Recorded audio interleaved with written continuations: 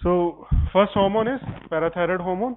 Parathyroid hormone का basic समझ लो क्या होता है। देखो, पैराथायराइड और कैल्सिटोनिन ये दो हार्मोन ऐसे हैं जो अपोजिंग काम करते हैं एक दूसरे से, और दोनों ही सिक्रीट कहाँ से होते हैं? थायराइड के आसपास से। Parafollicular cells, C cells are वो सिक्रीट करते हैं कैल्सिटोनिन को, ठीक है। एंड उसके जस्ट पैराथायराइड ग्लैंड के पीछे पैराथायराइड ग्लैंड होती है, that will secrete parathyroid hormone. तो PTH is secreted by parathyroid gland, ठीक है। अब parathyroid gland just located behind the thyroid gland, तो आसपास ही है। हमने ये पढ़ा था कि थायराइड ग्लैंड की थायराइडेक्टोमी अपन करते हैं, तो उसके अंदर most many times it happens कि पैराथायराइड ग्लैंड निकल जाए साथ में, है ना। तो ये एक इफेक्ट रहता है। जो इधर से आ जाए बेटा, हाँ। पीटीएच होता है पैराथायराइड। तो पैराथायराइड क्या करता है? बेसिकली पैराथायराइड का फंक्शन है कि सीरम के अंदर कैल्शियम का लेवल जो है वो मेंटेन करना है।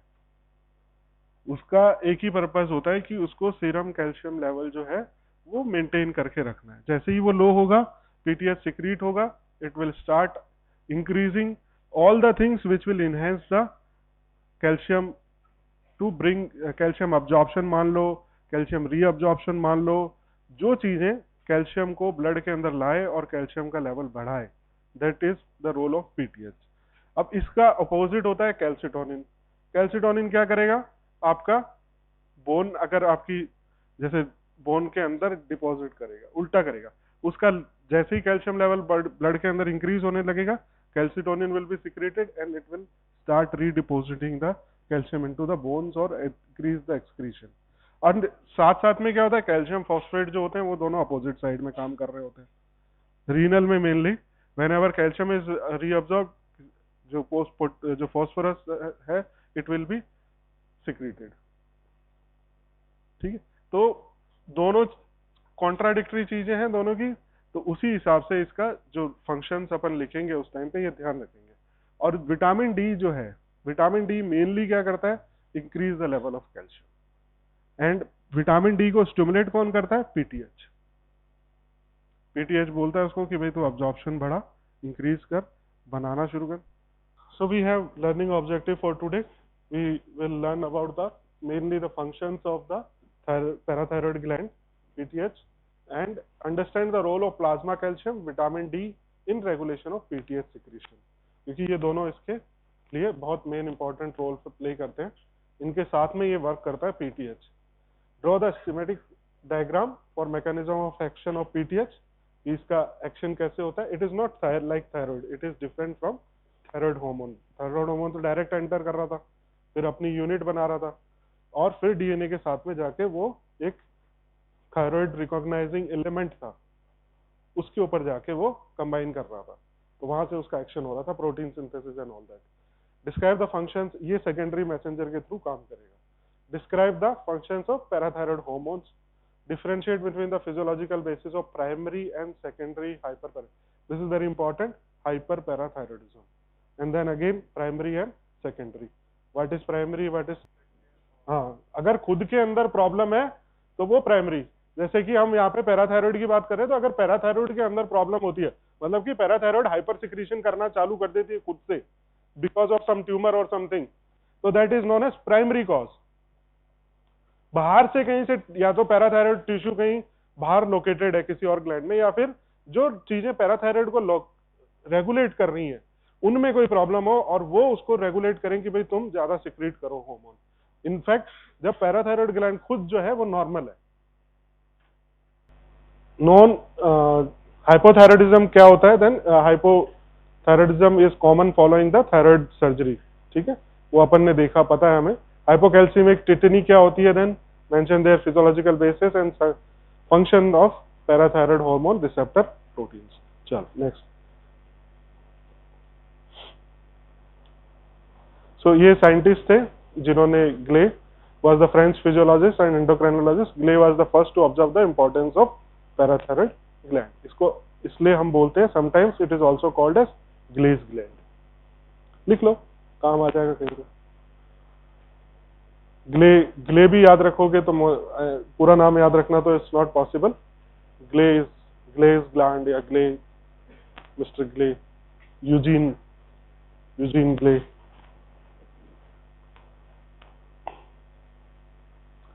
So basically parathyroid hormone, the major regulator of calcium and phosphate metabolism. PTH increases plasma calcium and decreases plasma phosphate level.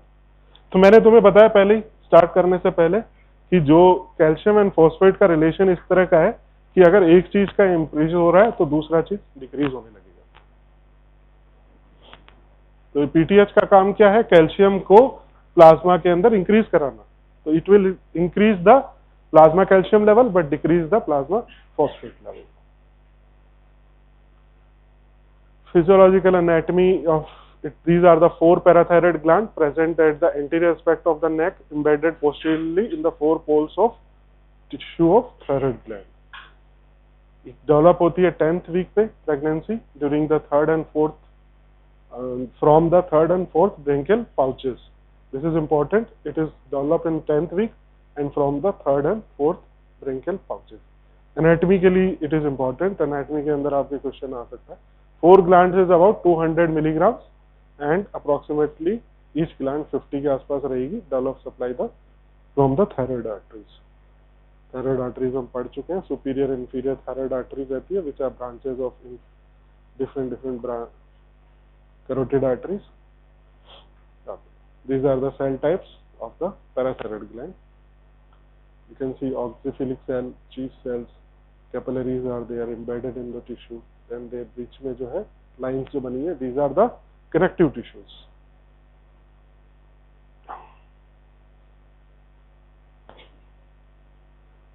So parathyroid hormone is a molecule जिसमें pre-pro hormone आता है that contains 115 amino acids.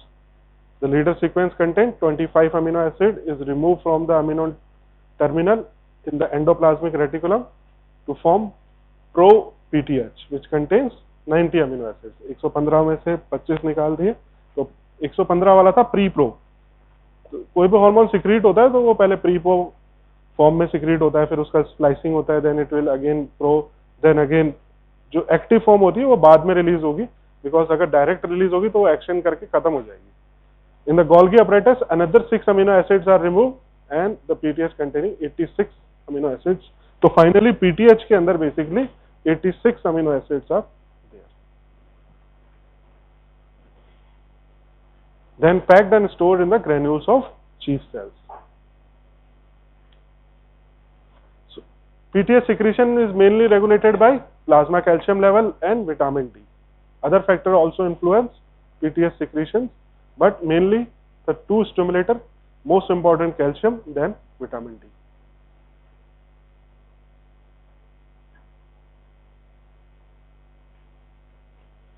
अब अगर आप देखोगे कि ionise calcium की level जहां कम है तो पीटीएच सिक्रीशन ज्यादा है, जैसे जैसे कैल्शियम लेवल बढ़ रहा है it will decrease and maintain at certain point and it is 3% to 6% milligram के बीच का जो रिलेशनशिप है वो मोस्टली लीनियर होता है. Now mechanism of action. तो पीटीएच कैसे काम करेगा? पीटीएचआर रिसेप्टर है, वो उसके ऊपर जाके कंबाइन करेगा. ठीक है, यस बोलो बोलो, कोई बात नहीं.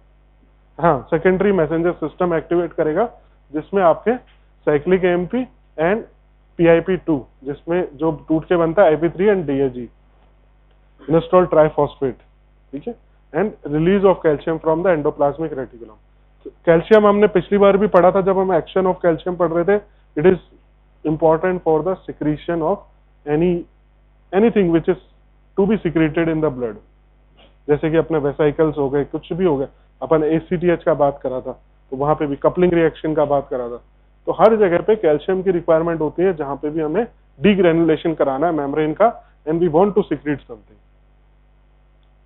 यहाँ पे एक्टिवेशन DAG क्या करेगा? Activation of phosphate kinase. Now effect of PTH on the different organs. अब 3 ऑर्गन कौन से थे मेन? What are the 3 organs in calcium metabolism? देखो कैल्शियम मेटाबॉलिज्म आती है तो आपको नंबर 3 याद रखना है. तो देयर आर 3 हार्मोन्स, PTH आ गया, कैल्सिटोनिन आ गया, विटामिन D आ गया. D3 या कॉलीकैल्सिफेरॉल के नाम से भी उसको बोलते हैं. ठीक है. Now what are the 3 organs जिन पे ये इफेक्ट करता है? GIT, kidney and bones not skin, but skin is for vitamin D only. So kidney से क्या करेगा, ये रीअब्जॉर्प्शन या सिक्रीशन करेगा। अगर ज्यादा हो गया तो निकाल देगा, और कम हो रहा है अब तो जो रिलीज होने वाला है उसको रीअब्जॉर्ब कर लेगा। गट से क्या है, अब्जॉर्प्शन है। कैल्शियम का अब्जॉर्प्शन गट से होता है with the help of vitamin D3। ये याद रखना हमेशा कि हेल्प कौन करता है विटामिन अब्जॉर्प्शन में, D3। Most important work of D3 is to absorption of calcium from the gut. Then bones क्या करती हैं, जैसी रिक्वायरमेंट होगी उस हिसाब से उसका रीअब्जॉर्प्शन या डिपोजिशन होगा उसके अंदर। So similarly you can see here that kidney phosphate reabsorption, calcium ये phosphate reabsorption डिक्रीज होगा, तो मतलब कि सिक्रीशन इंक्रीज हो रहा है। कैल्शियम का रीअब्जॉर्प्शन इंक्रीज होगा, वापस आएगा ये, and increase the vitamin D reabsorption 125 dihydroxy cholecalciferol. ये पूरा नेम है, chemical name for the active form of vitamin D, जिसको हम D3 बोलते हैं। देन बोन्स में क्या करता है, रीअब्जॉर्प्शन कराता है, क्योंकि इसको कैल्शियम चाहिए बोन से, तो बोन्स टूटेंगी और कैल्शियम रिलीज करेंगे ब्लड के अंदर, and it will increase the plasma level of calcium, and it will decrease because it is decreasing the reabsorption of phosphate, so it will decrease the plasma level of. सबसे पहले लिखिए कि stimulator क्या है। Stimulator is decrease in calcium. जब जहां पे आप ये लिखेंगे उसके ऊपर आप ये मार्क कर दीजिए एरो लगा के कि this is the stimulator which is enhancing the PTH secretion। उसके बाद PTH secretion होगा। Then PTH once secreted, it will affect the kidney and bones, and indirectly it will affect GIT by increasing the vitamin D3, क्योंकि यहाँ पे ये vitamin D3 का reabsorption कर रहा है, on GIT it will go and it will affect the calcium absorption। So तीनों और कैल्शियम 3 का रूल फॉलो करना है अपने को। ये चीज ध्यान रखो, बार बार नहीं बोलने, यार इतना बार नहीं बोलने की जरूरत होनी चाहिए। सिंपल सी चीज है कि भाई प्राइमरी क्या होता है, सेकेंडरी क्या होता है, कैल्शियम आएगा तो 3 का रूल याद रखना है कि भाई 3 हार्मोन है, 3 ऑर्गन है, तो इजी रहेगा याद करने के लिए, आपके लिए, खुद के लिए। नाउ द मेन फंक्शन हमने यहाँ देखा कि भाई ये इंक्रीज कर रहा है calcium plasma level and it is decreasing the phosphate level. Now hyperparathyroidism अगर होती है तो क्या होगा, again there will be increase in calcium level. अब हाइपरपैराथायराइडिज्म प्राइमरी हो सकती है, सेकेंडरी हो सकती है, जैसे अपन ने अभी डिस्कस किया। Primary hyperthyroidism occur due to tumour of the parathyroid gland such as parathyroid adenoma that secrete excess of PTH। it may be which is very common now is part of multiple endocrine neoplasia। ये पढ़ा है कभी आपने man syndrome? okay, so please note it down, what is the full form of man? Man is not man, but here it is multiple endocrine neoplasia। Man syndrome common in man type 1। man and क्या है basically, it is multiple endocrine, मतलब कि बहुत सारे endocrine, जैसे कि इसके साथ में आपका पिट्यूटरी भी इन्वॉल्व हो सकता है, साथ में आपका पैनक्रियाज भी इन्वॉल्व हो सकता है, पैनक्रियाटिक ग्लैंड्स भी ग्रोथ हो सकती है, तो multiple endocrine glands, adrenal gland involve हो सकती है। तो जहां बेसिकली एड्रेनल होती है मैन के अंदर बहुत कॉमनली इन्वॉल्व, उसके साथ साथ में आपका पैराथायरॉइड ग्लैंड भी बहुत सारी जगहों पे इन्वॉल्व हो सकता है। तो मल्टीपल हार्मोन का लेवल जो है वो राइज होगा, और उसके कारण से फिर जो डिजीज बनेगी दैट इज नोन एज, उसको फिर क्लासिफाई किया है man type 1 and type 2। Endocrine disorders होते हैं, ये देखा गया है जनरली कि वो सिंगली एक्सेस नहीं करते। तो आपने देखा होगा, अगर क्लोजली कभी ऑब्जर्व किया है, तो डायबिटीज का जो केस होता है उसमें मोस्ट ऑफ द टाइम आपको हाइपोथायराइडिज्म भी मिल जाएगी, और after certain period of time या तो डेवलप हो जाएगी। तो हार्मोनल डिसऑर्डर मोस्टली अकम्पनी करते हैं एक दूसरे को, ये नॉर्मल ट्रेंड है। तो उस ट्रेंड को फिर नाम दिया गया क्लासिफाई करके multiple endocrine neoplasia. Neoplasia is different thing, but that hypothyroidism या फिर hypo secretion of that pancreas because insulin deficiency, तो वो एक अलग तरह का पिक्चर बन रहा है, दैट इज हाइपोसाइड। यहाँ पे नियोप्लाजिया होगा तो it will secrete more. The disease is characterize by hypercalcaemia, hypercalcaemia होगा तो हाइपोफोस्फेटीमिया होगा, ये ऑटोमेटिकली आपको आ जाना चाहिए। डी मिनरल, अब जब पीटीएच का काम क्या है, ये तो बोन से उठाता है, तो जैसे जैसे बोन से अगर कैल्शियम को ये निकालता रहेगा तो क्या होगा, demineralisation of bone, bone soft होने लगेंगी।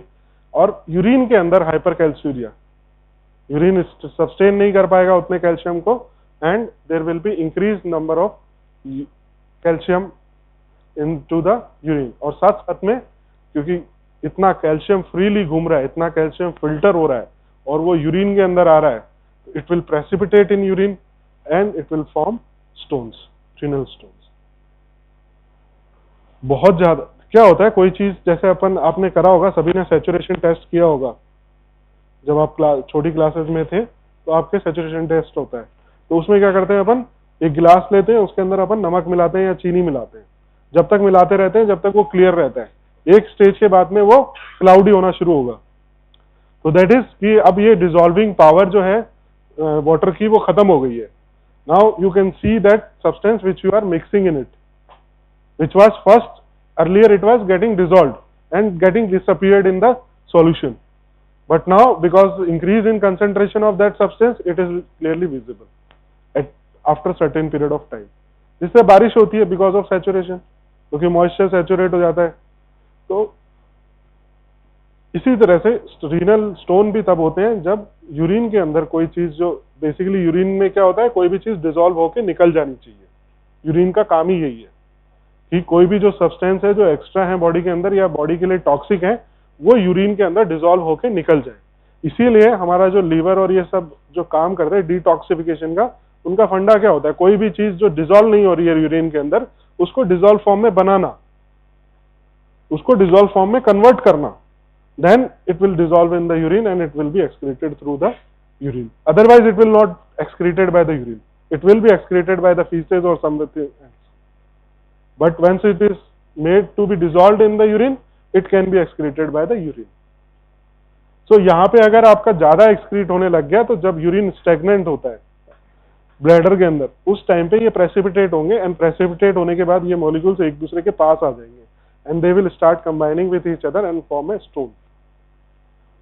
सो that's why renal stones are formed. और उसके साथ साथ में कुछ और इनको ऑर्गेनिक सब्सटेंसेस भी मिल जाते हैं जिनसे ये कंबाइन हो सकते हैं, so they start reacting with other substances also and form stones.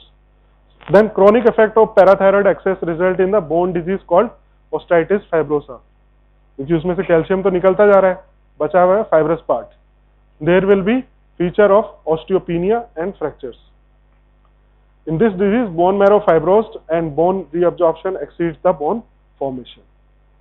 Obviously, because it is continuously reabsorbing calcium from the bones, तो इतना ज्यादा बनेगा नहीं जितना निकलता जाएगा। Then secondary hyperparathyroidism. Now the cause will be somewhere else. Secondary hyperparathyroidism occur in the chronic renal diseases and rickets.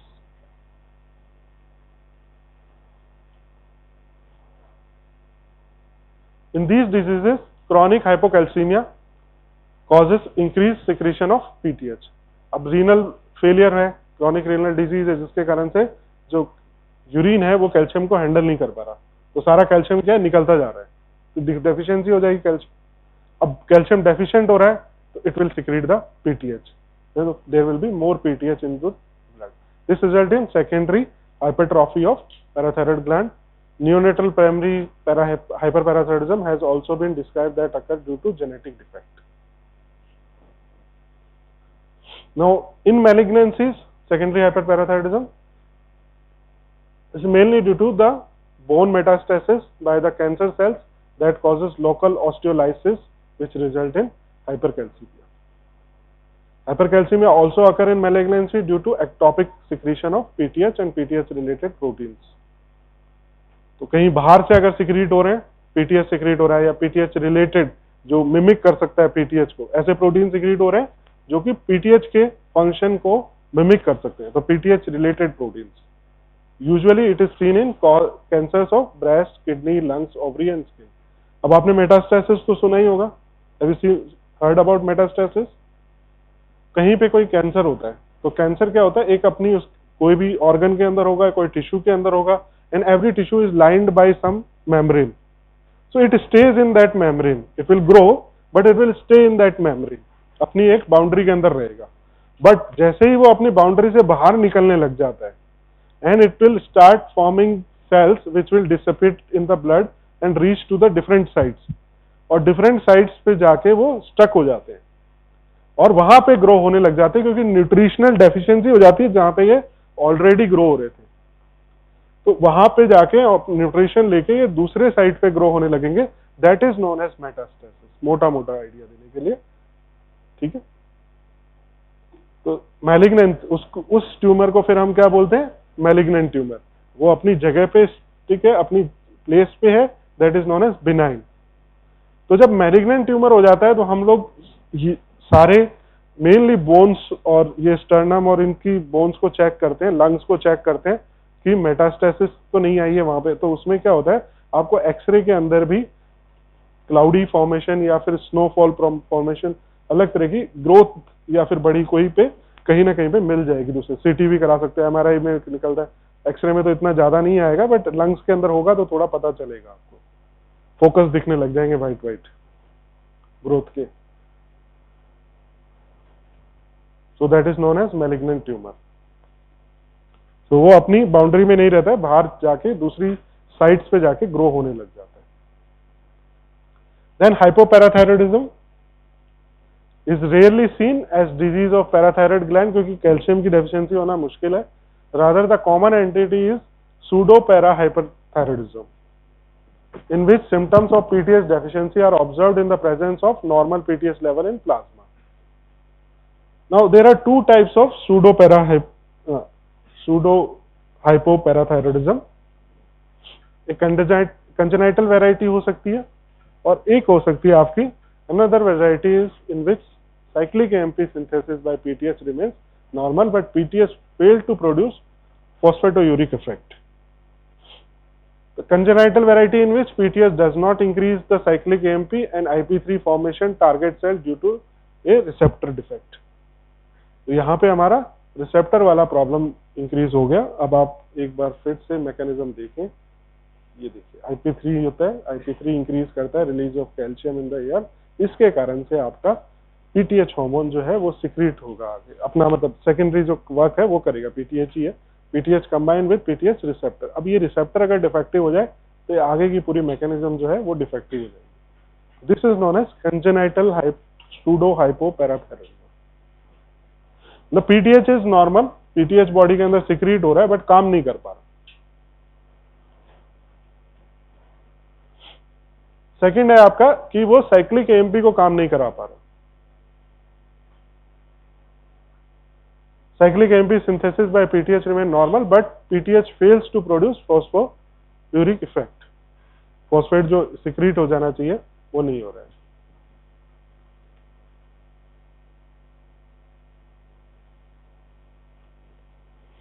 Now what will happen? Hypocalcemia होगा, bone की डेंसिटी जो है वो इंक्रीज होने लगेगी, क्योंकि कैल्शियम बाहर नहीं आ रहा बोन से, क्योंकि PTH कम है तो बोन रीअब्जॉर्प्शन नहीं हो रहा, बोन सिर्फ डिपोजिशन हो रहा है ड्यू टू कैल्सिटोनिन. तो बोन की डेंसिटी है वो ज्यादा इंक्रीज होगी. हाइपर पैराथायरॉयडिज्म में क्या होगा? बोन की डेंसिटी डिक्रीज होगी, इसका opposite. Now very important part, hypocalcemic tetany. Please write down these names. जैसे जैसे मैं पढ़ा रहा हूं प्लीज साथ साथ में इनको लिखते रहना आप. सो हाइपोकैल्सेमिक टिटनी अपन ने पहले भी बात करी थी. What is hypocalcium and tetany? Tetany क्या होती है? Anybody remember what is टिटनी?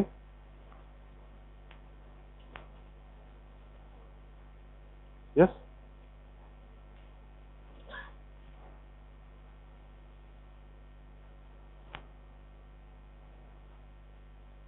हाँ बोलो बोलो, कुछ भी याद है वैसा बोलो. ऐसा कोई वो नहीं है, जज नहीं कर रहे किसी को.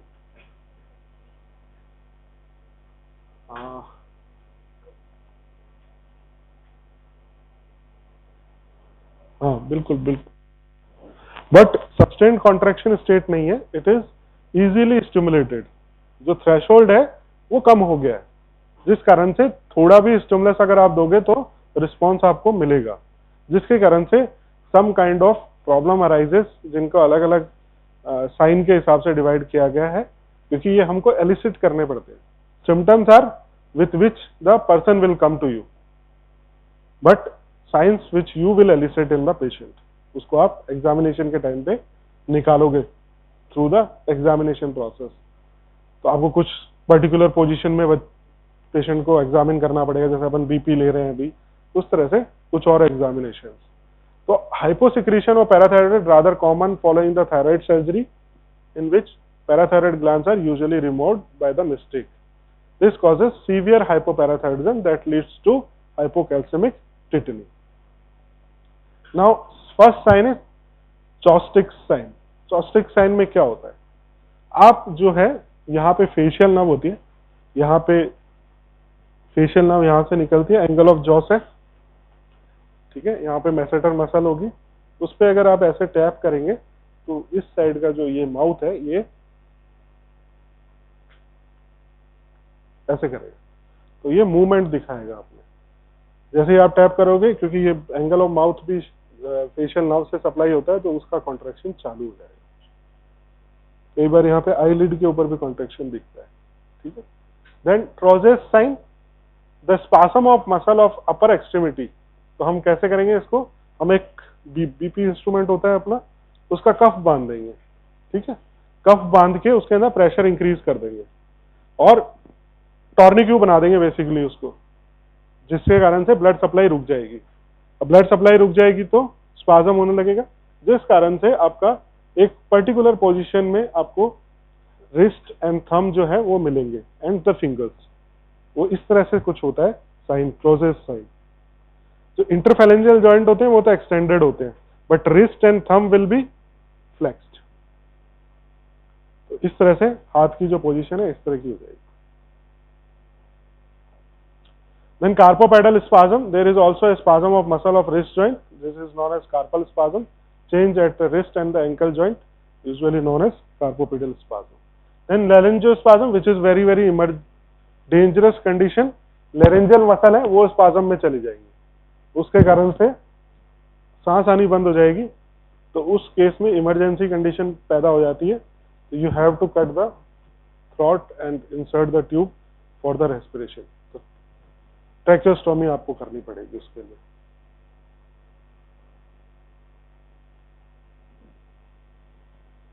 देन हाइपोकैल्सीमिया, सिग्निफिकेंट हाइपोकैल्सीमिया आकर एंड हाइपरफॉस्फेटीमिया, क्योंकि कैल्शियम कम हुआ तो phosphate will increase. Include the immediate administration of ironless calcium and parathyroid treatment. This is the position of Trozes sign and carpopedal spasm. This is Chostek sign and this is Trozes sign. Blood pressure देखो आप side में 200 से ऊपर कर रखा है to block the arterial supply of the hand. And the typical position, wrist and thumb पे क्या होगा, फ्लेक्शन होगा. इंटरफेरेंजियल जो जॉइंट है वो सारे के सारे एक्सटेंडेड